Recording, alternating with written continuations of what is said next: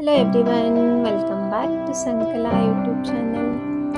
ಇವತ್ತು ನಾನು ಗರಿಯಾಗಿ ರಾಗಿ ದೋಸೆ ಆಮೇಲೆ ಕೊಕೊನಟ್ ಚಟ್ನಿ ಮಾಡೋದು ಯಾವ ಥರ ಅಂತ ಹೇಳಿಬಿಟ್ಟು ಈ ವಿಡಿಯೋದಲ್ಲಿ ತೋರಿಸ್ಕೊಡ್ತೀನಿ. ಸೊ ರಾಗಿ ದೋಸೆ ಮಾಡೋದು ತುಂಬಾ ಸುಲಭ, ಆಮೇಲೆ ಕ್ವಿಕ್ ಆ್ಯಂಡ್ ಇನ್ಸ್ಟೆಂಟ್ ರೆಸಿಪಿನ ಅಂತಲೂ ಹೇಳ್ಬೋದು. ಸೊ ಬನ್ನಿ ನೋಡೋಣ ಯಾವ ಥರ ಮಾಡೋದು ಅಂತ ಹೇಳಿಬಿಟ್ಟು. ಸೊ ಮೊದಲನೇದಾಗಿ ಇಲ್ಲಿ ರಾಗಿ ಹಿಟ್ಟು ಬೇಕು ನಮಗೆ.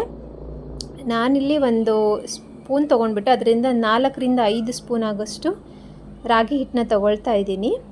ಸೊ ರಾಗಿ ಹಿಟ್ಟು ತೊಗೊಂಡಾದ ನಂತರ ಇದಕ್ಕೆ ನಾವು ಚಿರೋಟಿ ರವೆನ ಆ್ಯಡ್ ಮಾಡ್ಕೊಳ್ಬೇಕು. ಚಿರೋಟಿ ರವೆ ಬಂದುಬಿಟ್ಟು ಆಲ್ಮೋಸ್ಟ್ 2 to 3 ಸ್ಪೂನ್ ಆಗೋಷ್ಟು ಚಿರೋಟಿ ರವೆನ ಆ್ಯಡ್ ಮಾಡ್ಕೊಳ್ಬೇಕು. ಚಿರೋಟಿ ರವೆ ಇಲ್ಲ ಅಂದರೆ ನಾರ್ಮಲ್ ಸಣ್ಣ ರವೆ ಬರುತ್ತಲ್ವ, ಆ ಸಣ್ಣ ರವೆನೂ ಸಹ ಹಾಕ್ಕೊಳ್ಬೋದು. ನಾನಿಲ್ಲಿ ಚಿರೋಟಿ ರವೆನ ಯೂಸ್ ಮಾಡಿದ್ದೀನಿ. ಅದಾದಮೇಲೆ ಅರ್ಧ ಟೇಬಲ್ ಸ್ಪೂನ್ ಆಗೋಷ್ಟು ಗೋಧಿ ಹಿಟ್ಟನ್ನ ಸೇರಿಸ್ಕೊಂಡಿದ್ದೀನಿ. ಸೊ ಇಷ್ಟು ಇಂಗ್ರೀಡಿಯೆಂಟ್ಸ್ ಹಾಕಿದ ಮೇಲೆ ಈ ಹಿಟ್ಟನ್ನ ನೀಟಾಗಿ ನಾವು ಕಲಿಸ್ಕೊಳ್ಬೇಕು. ಸೊ ಇಲ್ಲಿ ನೋಡ್ತಾ ಇದ್ದೀರಲ್ವ. ಆಮೇಲೆ ಇದಕ್ಕೆ ಒಂದು ಸ್ವಲ್ಪ ಉಪ್ಪನ್ನು ಸಹ ಆ್ಯಡ್ ಮಾಡ್ಕೊಳ್ಳಿ ಹಿಟ್ಟು ಕಲಿಸ್ಬೇಕಾದ್ರೇ. ನಾನಿಲ್ಲಿ 1 ಟೇಬಲ್ ಸ್ಪೂನ್ ಆಗೋಷ್ಟು ಉಪ್ಪನ್ನ ಆ್ಯಡ್ ಮಾಡ್ಕೊಂಡಿದ್ದೀನಿ. ಉಪ್ಪು ಹಾಕ್ಕೊಂಡ್ಬಿಟ್ಟು ಈ ಹಿಟ್ಟನ್ನ ಒಂದು ಸ್ವಲ್ಪ ನೀರು ಹಾಕ್ಕೊಂಡ್ಬಿಟ್ಟು ನಾನು ದೋಸೆಗೆ ಹಿಟ್ಟನ್ನ ರೆಡಿ ಮಾಡ್ಕೊಳ್ತಾ ಇದ್ದೀನಿ.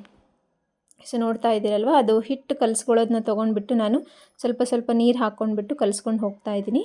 ನೀವು ಡೈರೆಕ್ಟ್ ಒಂದೇ ಟೈಮ್ ನೀರು ಹಾಕ್ಕೊಂಡ್ಬಿಟ್ರೆ ಅದು ಗಂಟಾಗಿಬಿಡುತ್ತೆ ಹಿಟ್ಟೆಲ್ಲ. ಸೊ ಅದರ ಸಲುವಾಗಿ ಸ್ವಲ್ಪನೇ ನೀರು ಹಾಕ್ಕೊಂಡ್ಬಿಟ್ಟು ಕನ್ಸಿಸ್ಟೆನ್ಸಿ ಒಳಗಡೆ ರಾಗಿ ದೋಸೆಗೆ ಹಿಟ್ಟನ್ನ ಕಲಿಸ್ಕೊಳ್ಳಿ. ಯೂಶ್ವಲಿ ರಾಗಿ ದೋಸೆಗೆ ಹಿಟ್ಟನ್ನ ನಾವು ನಾರ್ಮಲ್ ನೀರು ದೋಸೆ ಮಾಡಬೇಕಾದ್ರೆ ಯಾವ ಥರ ತೆಳುವಾಗಿ ಕಲಿಸ್ಕೊಂಡಿರ್ತೀವಲ್ವ, ಅದೇ ಥರನೇ ರಾಗಿ ದೋಸೆಗೂ ಸಹ ಸ್ವಲ್ಪ ನೀರಾಗಿದ್ರೇ ದೋಸೆ ಚೆನ್ನಾಗಿ ಗರಿಯಾಗಿ ಬರುತ್ತೆ. ಇಲ್ಲಿ ನೋಡ್ತಾ ಇದ್ದೀರಲ್ವ, ಈ ಕನ್ಸಿಸ್ಟೆನ್ಸಿಲಿ ನಾನು ರಾಗಿ ಹಿಟ್ಟನ್ನ ಆಮೇಲೆ ರವೆ ಗೋಧಿ ಹಿಟ್ಟನ್ನ ಕಲಿಸ್ಕೊಂಡು ಇಟ್ಕೊಂಡಿದ್ದೀನಿ. ಹಿಟ್ಟು ಸಹ ಚೆನ್ನಾಗಿ ಮಿಕ್ಸ್ ಆಗಿದೆ, ಯಾವುದೇ ಥರಂಥ ಲಮ್ಸ್ ಇಲ್ಲದೆ. ಕಲಿಸ್ಕೊಂಡು ಆದ ನಂತರ ಇದಕ್ಕೆ ನಾವು ಒಂದು ಸ್ವಲ್ಪ ಎಕ್ಸ್ಟ್ರಾ ಫ್ಲೇವರ್ಗೆ ಅಂತ ಹೇಳಿಬಿಟ್ಟು ನಾನು ಇದಕ್ಕೆ ಶುಂಠಿ ಏನಿರುತ್ತಲ್ವ ಅದನ್ನು ನೀಟಾಗಿ ಚಿಕ್ಕ ಪೀಸಸ್ ಆಗಿ ಕಟ್ ಮಾಡ್ಕೊಂಡ್ಬಿಟ್ಟು ಅದನ್ನ ಹಾಕ್ಕೊಳ್ತಾ ಇದ್ದೀನಿ. ಆಮೇಲೆ ರಾಗಿ ದೋಸೆಗೆ ಮೇನ್ ಇಂಗ್ರೀಡಿಯೆಂಟು ಜೀರಿಗೆ. ಈ ಜೀರಿಗೆ ಹಾಕಿದ್ರೇ ರುಚಿ ಚೆನ್ನಾಗಿರುತ್ತೆ, ಆಮೇಲೆ ಆದಷ್ಟು ಬೇಗನೂ ಜೀರ್ಣ ಆಗುತ್ತೆ ಅಂತಲೇ ಹೇಳ್ಬೋದು. ಸೊ ಜೀರಿಗೆ ಮಿಸ್ ಮಾಡಬೇಡಿ ರಾಗಿ ದೋಸೆ ಮಾಡಬೇಕಾದ್ರೆ. ಸೊ ನಾನಿಷ್ಟೆಲ್ಲ ಹಿಟ್ಟನ್ನ ರೆಡಿ ಮಾಡ್ಕೊಂಡ್ಬಿಟ್ಟು ಇದನ್ನು ನೆನೆಯೋಕ್ಕೆ ಅಂತ ಹಿಟ್ಟಿದ್ದೆ. ಹಿಟ್ಟು ನೆನೆಯೋಷ್ಟಲ್ಲೇ ನಾನು ರಾಗಿ ದೋಸೆಗೆ ಅಂತ ಹೇಳಿಬಿಟ್ಟು ಚಟ್ನಿ ಮಾಡಿಕೊಂಡೆ. ಬನ್ನಿ ನೋಡೋಣ ಚಟ್ನಿನ ಯಾವ ಥರ ಮಾಡೋದು ಅಂತ ಹೇಳಿಬಿಟ್ಟು. ಚಟ್ನಿ ಮಾಡ್ಕೊಳ್ಳೋಕ್ಕೆ ಇಲ್ಲಿ ಕಡಾಯಿ ಬಿಸಿ ಆಗೋಕೆ ಇಟ್ಟಿದ್ದೀನಿ. ಕಡಾಯಿ ಬಿಸಿ ಆದ ನಂತರ ಅದಕ್ಕೆ ಒಂದು ಸ್ವಲ್ಪ ಎಣ್ಣೆನ ಹಾಕ್ಕೊಂಡಿದ್ದೀನಿ. ಎಣ್ಣೆ ಬಿಸಿ ಆದ ನಂತರ ಒಂದು 3-4 ಆಗೋಷ್ಟು ಹಸಿಮೆಣಸಿನ್ಕಾಯಿ, ಆಮೇಲೆ ಈರುಳ್ಳಿ ಸಾಂಬಾರು ಈರುಳ್ಳಿ ಇರುತ್ತಲ್ಲ ಅದನ್ನ ಯೂಸ್ ಮಾಡ್ಕೊಂಡಿದ್ದೀನಿ ಚಟ್ನಿಗೆ. ಅದಾದಮೇಲೆ ಒಂದು 1/2 ಬೌಲ್ ಆದಷ್ಟು ಕಡಲೆ ಬೀಜ ಮೀನ್ಸ್ ಶೇಂಗಾ, ಆಮೇಲೆ ಪುಟಾಣಿ ಹುರಿಗಡಲೆ ಅಂತ ಹೇಳ್ತಾರೆ. ಸೊ ಇಷ್ಟು ಐಟಮ್ಸ್ನ ನಾನು ಎಣ್ಣೆ ಒಳಗಡೆ ಮೀಡಿಯಮ್ ಫ್ಲೇಮ್ ಇಟ್ಬಿಟ್ಟು ನೀಟಾಗಿ ಫ್ರೈ ಮಾಡ್ಕೊಳ್ತಾ ಇದ್ದೀನಿ. ಅದಾದಮೇಲೆ ಇದಕ್ಕೆ ನಾವು ಒಂದು ಸ್ವಲ್ಪ ಶುಂಠಿನ ಸಹ ಸೇರಿಸ್ಕೊಳ್ಳೋಣ. ಶುಂಠಿ, ಬೆಳ್ಳುಳ್ಳಿ, ಆಮೇಲೆ ಫ್ರೆಶ್ ಆಗಿರೋಂಥ ಕೊತ್ತಂಬರಿ ಸೊಪ್ಪನ್ನ ಆ್ಯಡ್ ಮಾಡ್ಕೊಳ್ಳೋಣ. ಸೊ ಇದೆಲ್ಲ ಫ್ರೈ ಆದ ನಂತರ ಇದಕ್ಕೇ ನಾನು ಒಂದು 1/2 ತೆಂಗಿನಕಾಯಿನ ಯೂಸ್ ಮಾಡ್ಕೊಂಡಿದ್ದೀನಿ, ಚಿಕ್ಕದಾಗಿ ಕಟ್ ಮಾಡ್ಕೊಂಡ್ಬಿಟ್ಟು. ಸೊ ಯೂಶ್ವಲಿ ರಾಗಿ ದೋಸೆಗೆ ನೀರಾಗಿರೋಂಥ ಚಟ್ನಿ ಮಾಡಿದರೆ ತುಂಬ ಚೆನ್ನಾಗಿರುತ್ತೆ ಅಂತ ಹೇಳಿಬಿಟ್ಟು ನಾನು ಇವತ್ತು ರಾಗಿ ದೋಸೆಗೆ ತುಂಬಾ ತೆಳುವಾಗಿರೋಂಥ ಚಟ್ನಿನ ಮಾಡಿದೆ. ಸೊ ಇಷ್ಟು ಇಂಗ್ರೀಡಿಯೆಂಟ್ಸ್ ಹಾಕ್ಕೊಂಡ್ಬಿಟ್ಟು ನಾನು ಕಡಾಯಿನ ಕೆಳಗಡೆ ಇಟ್ಕೊಂಡಿದ್ದೀನಿ ತಣ್ಣಗಾಗೋಕ್ಕೆ. ಸೊ ಇದೆಲ್ಲ ಇಂಗ್ರೀಡಿಯೆಂಟ್ ತಣ್ಣಗಾದ ನಂತರ ಇದಕ್ಕೆ 1 ಟೇಬಲ್ ಸ್ಪೂನ್ ಆಗೋಷ್ಟು ಜೀರಿಗೆ, ಆಮೇಲೆ ಉಪ್ಪನ್ನ ಹಾಕ್ಕೊಂಡ್ಬಿಟ್ಟು ಚಟ್ನಿನ ನಾನು ಮಿಕ್ಸಿಲಿ ರುಬ್ಕೊಳ್ತಾ ಇದ್ದೀನಿ. ಸೊ ಚಟ್ನಿನೂ ರೆಡಿ ಆಗ್ತಾಯಿದೆ. ಇದಕ್ಕೆ ನಾನು ಒಗ್ಗರಣೆಗೆ ಅಂತ ಹೇಳಿಬಿಟ್ಟು ಒಂದು ಸ್ವಲ್ಪ ಎಣ್ಣೆ ಹಾಕ್ಕೊಂಡು, ಎಣ್ಣೆ ಬಿಸಿ ಆದ ನಂತರ ಇದಕ್ಕೆ 1 ಟೇಬಲ್ ಸ್ಪೂನ್ ಆಗೋಷ್ಟು ಸಾಸಿವೆ, ಆಮೇಲೆ 1 ಟೇಬಲ್ ಸ್ಪೂನ್ ಆಗೋಷ್ಟು ಜೀರಿಗೆನ ಆ್ಯಡ್ ಮಾಡ್ಕೊಳ್ತಾ ಇದ್ದೀನಿ. ಜೀರಿಗೆ ಸಾಸಿವೆ ಚೆನ್ನಾಗಿ ಫ್ರೈ ಆದ ನಂತರ ಇದಕ್ಕೆ ಒಂದು ಬ್ಯಾಡಗಿ ಮೆಣಸಿನ್ಕಾಯಿನ ಹಾಕ್ಕೊಂಡಿದ್ದೀನಿ. ಯೂಶ್ವಲಿ ಚಟ್ನಿ ಒಗ್ಗರಣೆಗೆ ಬ್ಯಾಡಗಿ ಮೆಣಸಿನ್ಕಾಯಿ ಹಾಕಿದರೆ ಒಂದು ಸ್ವಲ್ಪ ಫ್ಲೇವರ್ ಚೆನ್ನಾಗಿ ಬರುತ್ತೆ.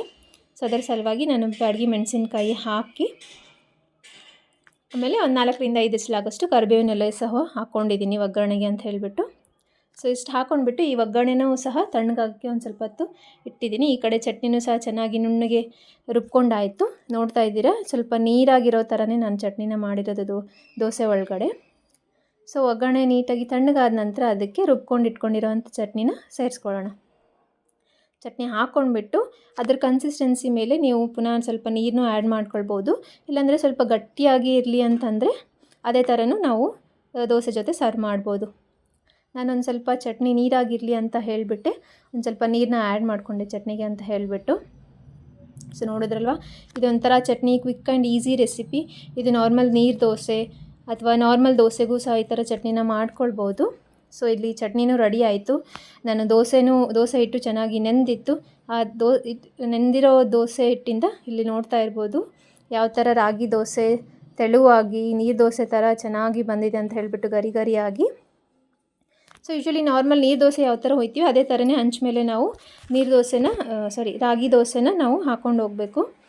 ಸೊ ಈ ಥರ ಒಂದು ಸೈಡು ಚೆನ್ನಾಗಿ ಫ್ರೈ ಆದ ನಂತರ ಅದನ್ನು ಎಣ್ಣೆ ಹಾಕ್ಕೊಂಡ್ಬಿಟ್ಟು ಫ್ರೈ ಮಾಡಿಕೊಂಡು ಎರಡೂ ಸೈಡು ದೋಸೆನ ಚೆನ್ನಾಗಿ ಬೇಯಿಸ್ಕೊಳ್ಬೇಕು.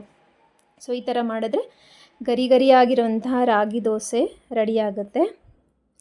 ಹೋಪ್ ನೀವು ಈ ರಾಗಿ ದೋಸೆ ರೆಸಿಪಿ ಟ್ರೈ ಮಾಡ್ತೀರಾ ಅಂತ ಅಂದ್ಕೊಳ್ತೀನಿ. ನೀವು ಟ್ರೈ ಮಾಡಿ ಯಾವ ಥರ ರಾಗಿ ದೋಸೆ ರೆಸಿಪಿ ಬಂತಂತ ಹೇಳಿಬಿಟ್ಟು ಕಮೆಂಟ್ ಸೆಕ್ಷನಲ್ಲಿ ಮೆನ್ಷನ್ ಮಾಡಿ. ಯಾವ್ಯಾವ ಇಂಗ್ರೀಡಿಯೆಂಟ್ಸ್ ಹಾಕಿಬಿಟ್ಟು ನೀವು ರಾಗಿ ದೋಸೆನ ಟ್ರೈ ಮಾಡಿದ್ದೀರಾ ಅಂತ ಮೆನ್ಷನ್ ಮಾಡಿ ಅಂತ ಹೇಳ್ತಾ ನಾನು ಈ ವಿಡಿಯೋನ ಇಲ್ಲಿಗೆ ಕಂಪ್ಲೀಟ್ ಮಾಡ್ತಾಯಿದ್ದೀನಿ. ಹೋಪ್ ನಿಮಗೆ ಈ ರಾಗಿ ದೋಸೆ ಮತ್ತು ಈಸಿಯಾಗಿ ಮಾಡಿರೋವಂಥ ನೀರು ಚಟ್ನಿ ರೆಸಿಪಿ ಇಷ್ಟ ಆಯಿತು ಅಂತ ಅಂದ್ಕೊಳ್ತೀನಿ. ಇಷ್ಟ ಆಗಿದರೆ ನನ್ನ ಚಾನಲ್ನ ಸಬ್ಸ್ಕ್ರೈಬ್ ಮಾಡಿ, ಲೈಕ್, ಶೇರ್, ಕಮೆಂಟ್ ಮಾಡಿ ಅಂತ ಹೇಳ್ತಾ thank you for watching this video.